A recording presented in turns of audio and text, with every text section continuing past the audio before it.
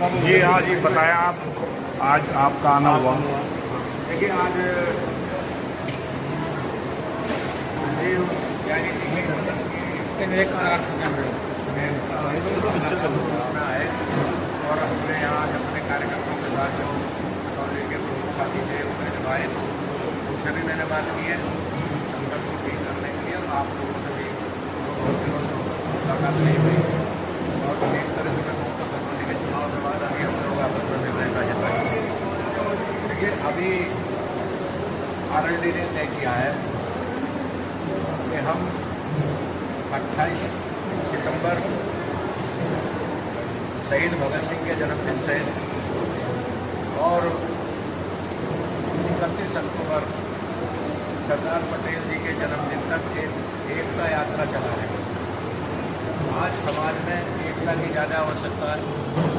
हमारा इसका उद्देश्य है कि हम अति पिछड़े, दलित, माइनॉरिटी, महिला, नौजवान, इन सबको आगे लाकर लोक दल के साथ जोड़ने का काम करेंगे, इनको आगे बढ़ाएंगे, इनकी भागीदारी पार्टी में ज़्यादा बढ़ाएंगे। ये जो एकता यात्रा है, इसमें जयंत चौधरी जी के भी 7-8 कार्यक्रम लगे हुए। वो 28 सितंबर पंजाब में सरदार भगत सिंह जी, शहीद आजम भगत सिंह जी के घर गाँव जाएंगे और वहाँ जाकर मैं भी रहूँगा, हमारे MLA MP जो नेता लोग जाएंगे और वहाँ वोट चढ़ाकर हम देश भर में एकता का संदेश देकर यात्रा की शुरुआत करेंगे। हम 28 सितंबर, इसके बाद 3 तारीख को तेलंगाना जा रहे हैं चौधरी, वहाँ पर लोकल बॉडी का चुनाव हो रहा, वहाँ पर एक रथ यात्रा निकल रही है। उस रथ यात्रा को जो झंडी देने जा रहे हैं, उस यात्रा कोई एकता यात्रा सब जगह देश में एक है कि सब वर्गों की, सब धर्मों की, सब जातियों को एकता करके और इसको इकट्ठा करने का फिर राजस्थान है उनका, हरियाणा सोनीपत कार्यक्रम है, उनका कार्यक्रम अलीगढ़, मेरठ और अमरोहा है। 6 अक्टूबर को वो भुवनेश्वर जा रहे हैं, भुवनेश्वर में एक सम्मेलन होगा, उसमें सभी वर्गों के लोग आ रहे हैं कि कैसे उड़ीसा में हम लोग भूमिका को बढ़ाएं, कैसे उड़ीसा में जयंत चौधरी के मंत्रालय के द्वारा कैसे यहाँ के बेरोजगार नौजवानों को मिलाया जाए। उड़ीसा में भी लोग दल एकता यात्रा में कार्यक्रम होगा और 31 अक्टूबर को बस्ती जिले के हेडक्वार्टर बस्ती में सरदार पटेल जी की जयंती पर तो ये कार्यक्रम हम लोगों ने तय किया। अभी हम लोगों ने दूसरा कार्यक्रम चला है कि 15 सितंबर से लेकर और 31 अक्टूबर तक जयंत चौधरी के तो 7-8 दिन कार्यक्रम है, 9 कार्यक्रम तेलंगाना जा रहे हैं। हमारे जितने भी नेता हैं, मैं भी शरीक रहूँगा, सभी मंडलों के सम्मेलन में। हमारे जितने प्रकोष्ठ हैं, युवा, छात्र, महिला, माइनॉरिटी, किसान, सबके उनके सम्मेलन आयोजित किए जाएंगे। और ये 2 महीने 15 सितंबर से 31 अक्टूबर तक हम मेंबर शादी भी तेज कर रहे हैं। क्योंकि हमने अपनी जो मेंबर शादी थी, हमारी सदस्यता का अभियान है, वो 14 सितंबर 14 अप्रैल बाबा भीमराव अम्बेडकर जी के जन्मदिन से शुरू किया था।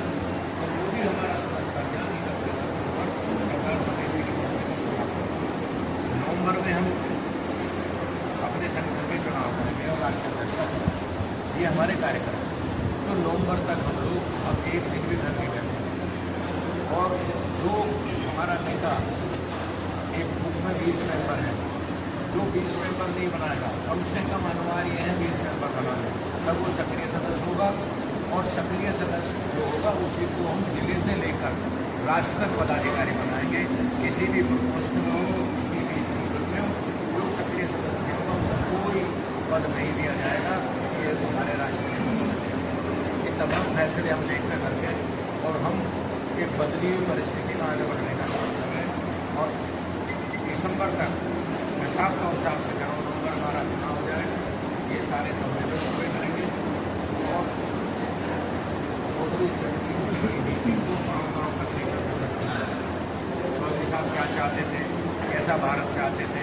चौधरी चरण सिंह लड़ते थे बागपत से, तो गाजियाबाद से, और महमूद अली हमारे में लड़ते थे। चौधरी चरण सिंह लड़ते थे बागपत से, कैराना से मुस्लिम कैंडिडेट उनके MP होते थे।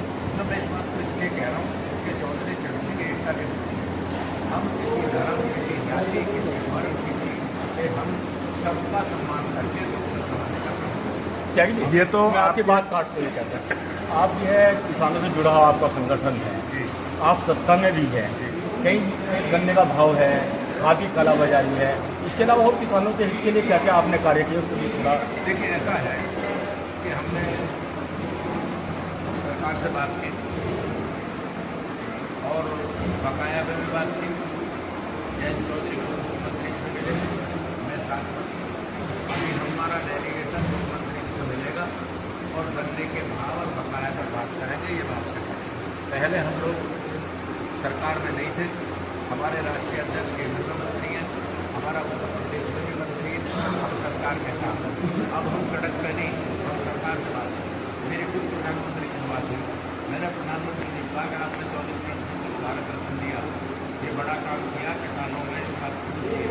किसानों के बहुत काम है जो आप डेली में करना कोशिश कर रहा हूँ उनके साथ। हम कहीं चुप बैठने वाले नहीं। किसान के सवाल पर हम मुख्यमंत्री जी से बात करेंगे, प्रधानमंत्री से भी बात करेंगे, और कहीं भी हम कहीं आपसे साफ तौर से कहेंगे हमारा गठबंधन है, तो गठबंधन हमारा नहीं है। इंडिया में 26 पार्टियाँ थी, NDA में 30-32 पार्टियाँ, 32 पार्टियों का प्रधानमंत्री। इसकी शुरुआत श्रद्धेय अटल बिहारी जी ने की थी। अटल जी 23 पार्टियों के प्रधानमंत्री, मनमोहन सिंह 26 पार्टियों के प्रधानमंत्री, और मोदी जी 32 पार्टियों के प्रधानमंत्री। तो कुछ लोग ये कहते हैं हम गठबंधन का युग है, उससे बाहर हम नहीं रह सकते। जब भारतीय जनता पार्टी ये कहती है कि दुनिया की सबसे बड़ी पार्टी है, वो भी उत्तर प्रदेश में 5 पार्टियों से गठबंधन करेगी। उसमें राजभर की है, उसमें वो भी पार्टी है जो निषाद पार्टी की है, उसमें चौहान भी है, उसमें अनुप्रिया पटेल भी है, और उसमें चौधरी चरण सिंह का लोग भी है। तो अब क्या आज भारतीय जनता पार्टी हमारे बगल उत्तर प्रदेश में नहीं लड़ पाती। ये गठबंधन का युग है, इसलिए गठबंधन का धर्म निभाते हुए हम अपनी बात कृषि मंत्री से भी करेंगे, अपनी बात किसानों की बात प्रधानमंत्री से भी करेंगे, और मेरी जयंत चौधरी से बात करके हमारा डेलीगेशन करने के और करने के से बात करेंगे।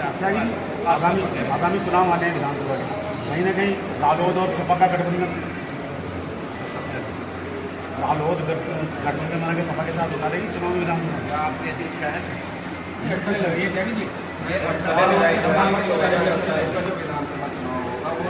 संभावनाएं क्या है? संभावनाएं संभावना तो अभी तक संभावना बताने के लिए मुझे 1-2 प्रेस कॉन्फ्रेंस आपको और करनी पड़ेगी। और एक बात जरूर कह रहा हूँ कि लोक दल को उत्तर प्रदेश में इतना मजबूत कर देंगे कि जयंत चौधरी के बगैर कोई सरकार नहीं बन पाएगी। ये आप सब घोषणा कर देंगे। आपके बीच में एक बात राजीव भाई कह रहा हूँ कि पूर्ण आवाज में, मैं चौधरी चरण सिंह जी के चरणों में बैठ के नेता बना हूँ, कोई बात वैसे नहीं कह रहा हूँ।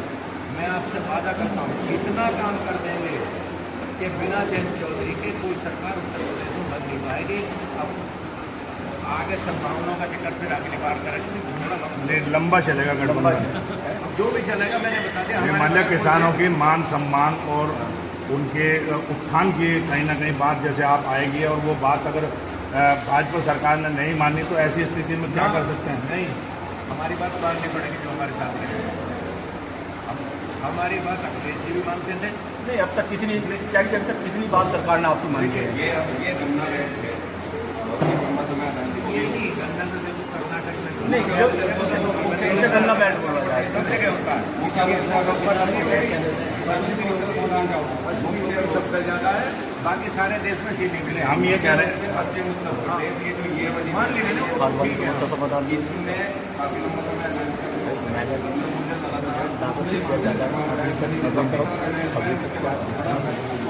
किसानों की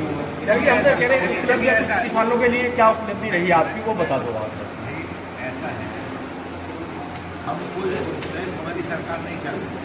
प्रतिनिधित्व है, आप बोल सकते हो। आप मेरी बात को समझने का प्रयास करो। इस पार्टी को वी आर वन ऑफ एक है। हम अगर अकेले हमारी सरकार किसानों के लीडर नहीं नहीं, हाँ मैं कह रहा हूँ वो किसानों के लीडर मेरी हैं, बात आप तो किसानों के सुनो। लीडर हो। पहले हमें ये कहते थे कि जहाँ जहाँ पश्चिम में गन्ना वहाँ वहाँ रोक देगा। तो मैं एक बात और कह रहा हूँ, गन्ना देश भर में 14 राज्यों में हम अपना संगठनों में बनाया, 14 राज्यों में लोकदल के संगठन का निर्माण हो चुका है।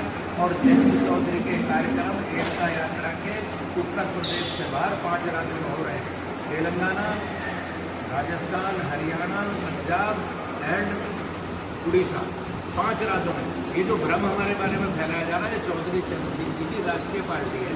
कुछ वजूहत रहे हमारे कि हम कमजोर हो गए, तो हमने 14 राज्यों में। और साजिद भाई बता, आपसे बिल्कुल फ्रैंकली कह के जा रहा हूँ, अगर मैं खिलौनी के लोगों झूठ बोल दूँगा तो आप तो कभी पकड़ लोगे, प्रेस के जरिए पकड़ लोगे, वैसे पकड़ लोगे, कहीं तुझे मौका मिलेगा। मैं आपसे कह रहा हूँ 14 राज्यों में संकल्प बन चुका, केरल में हम सम्मेलन करें, जहाँ जहाँ चौधरी चरण सिंह जी का पैर टिका था वहीं वहीं जयंत चौधरी नेता बनेंगे। ये आपको नहीं, एक चीज़ है त्यागी जी, सुनो मेरी बात, एक चीज़ है मान लिया जी गए थे आज नहीं, किसानों को कहा था कि उनकी हर समस्या का समाधान गन्ना का जगह पकाया था, जो खाद महंगी है सब सब उसके बाद 1.5 साल 2 साल आप मैं गठबंधन के बाद एक बयान भी आया था कि हमें साथ बहुत एक साल हो गया, तो कितना साल हुआ है? 1 साल हुआ है। उन्होंने कहा था समस्या के समाधान के लिए, तो समस्या का समाधान तो मैं भी कह रहा हूँ। मैं कह रहा हूँ हम मुख्यमंत्री से बात करेंगे, गन्ने का दाम बढ़ेगा। एक आपसे कह रहा हूँ गन्ने का दाम बढ़ेगा।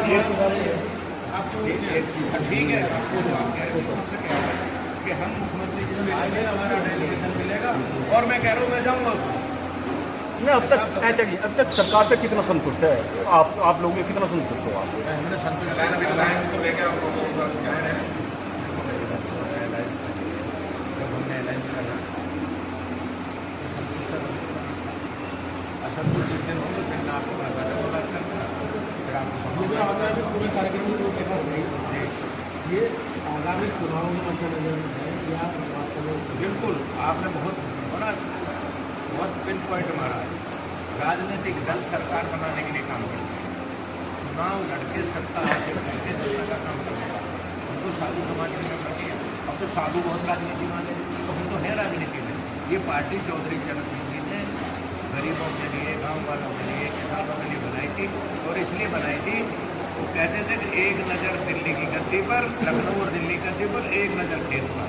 तो हमारी एक नज़र लखनऊ दिल्ली में, हम चुनाव लड़ने के लिए तैयारी कर रहे हैं और कोशिश करेंगे। अभी हम राजस्थान में हमारे प्रतिनिधि हैं और यूपी में, हम चाहते हैं कि इतनी मेहनत कर दें कि ज़्यादातर राज्यों में लोकदल के एकता यात्रा एकता यात्रा जो चल रही है, एकता यात्रा को लेकर मेरा एक प्रश्न है जी कि आप लोग सब जातियों को इकट्ठा करने का प्रयास है आपका और सबको साथ लेके चलने का प्रयास है, अपने संगठन में भी जगह देने का भी प्रयास करेंगे क्या आप सब सर्व समाज के लोगों को? नहीं बिल्कुल, आपने सही सवाल है आपका। मैंने पहले 5 चीज़ों का जिक्र किया था। मैंने कहा दलित, माइनॉरिटी, अति पिछड़े, मैंने कहा था महिला, मैंने कहा था युवा। इन 5 को एकता यात्रा में ज़्यादा प्रमुखता से शामिल किया जाएगा। सब लोग रहेंगे, किसान भी रहेंगे, सब रहेंगे। हम उन लोगों को पार्टी के साथ जोड़ेंगे जिससे पार्टी की और ताकत बढ़े, और उसके लिए इनको अपने संगठन में भी स्थान देंगे।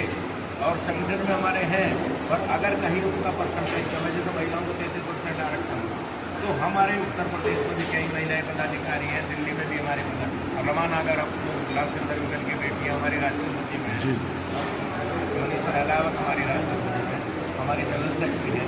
ऐसा नहीं है, हम महिलाओं को, युवाओं को, पिछड़े माइनॉरिटी के हमारे राष्ट्र में 3-4 पदाधिकारी हैं, तो हम सबको स्थान देते हैं। और जो कहीं कमी होगी, मैं ये नहीं कह रहा कि हम परफेक्ट हैं और हमने सारे कम सही कर रखे हैं। अगर हम संगठन का, मैं संगठन महासचिव हूँ, मेरे पे यही दायित्व है पार्टी का, अगर कहीं उसमें कमी होगी तो मैं आपसे वादा करता हूँ उसे हम पूरा करेंगे। आपने 5 लोग भी बताई, क्या उसमें छोड़ने का भी नहीं, हाँ मेरी भावना, मैंने कहा कि जो पिछड़े हुए राजनीति में उनको, आपने 5 लोग भी बताई। इसमें हिंदू मुसलमान की बात नहीं है, स्वर्ण की और दलित की बात नहीं है। मैंने कहा कि जो समाज में, राजनीति में पिछड़े हुए हैं, नौजवानों की भागीदारी कम होती है, महिलाओं की कम होती है, उनकी उनकी उस भागीदारी को बढ़ाने के लिए एकता यात्रा निकाली जा रही है। अब ये किसानों के बगैर कैसे चल जाएगा? मैंने खुद ब्राह्मणपुर में जन्म लिया, तो मैं भी बाहर चला जाऊँगा पार्टी में, संगठन महामंत्री रहूँगा। कोई सवाल ही नहीं इस तरह का। वो लोग सबको साथ लेना, पर इनको जो जिनको भागीदारी नहीं हो रही है उनकी भागीदारी को और सुनिश्चित करना है पार्टी में। अति पिछड़े हम लोग तो सोचते नहीं उनके बारे में। जगदीश भाई, उनको भी आगे लाना, माइनॉरिटी के लोग हमारे साथ लगातार रहें। भाई हालात बदलते रहते हैं, लोग तो हमारे साथ हैं। आज भी हमारा नेता कोई हमसे अलग नहीं है, तो इसलिए उनको उनकी भागीदारी कर रहे हैं। और मैं आपसे फिर कह रहा हूँ कि दिसंबर में हम लोग आपको ये बात है आपसे। अच्छा, आने वाला चुनाव है त्रिस्तरीय पंचायत चुनाव, इसके अंदर ग्राम प्रधानी के भी चुनाव होने हैं, जिला पंचायत के भी नहीं। क्या जिला पंचायत में भी अपने प्रत्याशी? जिला पंचायत हम लड़ने की तैयारी कर रहे हैं। हमने 5 आदमियों की कमेटी बना दी है, आगे से नोट कर लें जी। और हर जिले की 5-5 आदमियों की कमेटी बनाई जाएगी, जो उम्मीदवार तय करेगा। और जिला पंचायत का चुनाव हम लड़ेंगे। ठीक। जिला प्रधानी तो देखो पार्टी में होती नहीं है। जिला पंचायत का चुनाव आरएलडी लड़ेगी, ये मैं लखनऊ में भी डिक्लेयर करता है था, दूसरी जगह भी आज आपके सामने डिक्लेयर कर रहा हूँ। आरएलडी जिला पंचायत का चुनाव की तैयारी कर रही है और हमारी बैठक चल रही है। कोई गठबंधन से मिलकर लड़ा जाएगा? चुनाव लड़ेंगे गठबंधन की बात करो चुनाव की। आपने तो सवाल मेरा ये है, एक मजबूरी बन गई। नहीं ये इनका इशारा जिला पंचायत के चुनाव में गठबंधन का था, तो मैंने इनका जवाब दे दिया वो नहीं है। बताओ ना मुझे। कोई है ना? आइए नहीं, आपसे कुछ पहले प्रेस कॉन्फ्रेंस हुई 6 महीने पहले, आपने अपनी बात काट दी है वाली। अब भी आपने क्या बताओ ना, बोलो ना। बात तो सवाल कर, सवाल काटी नहीं। आप बता दो, अरे बात बताओ, सवाल करो।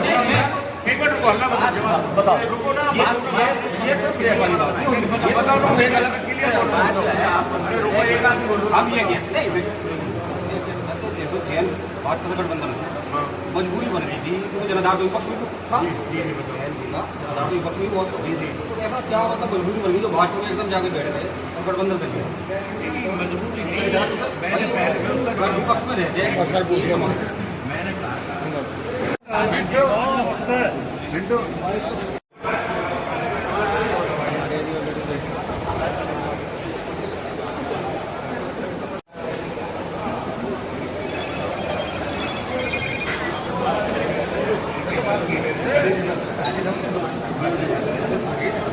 फोटो को ले लो, मैं फोटो में ले लूँ तुम्हारे वास्ते।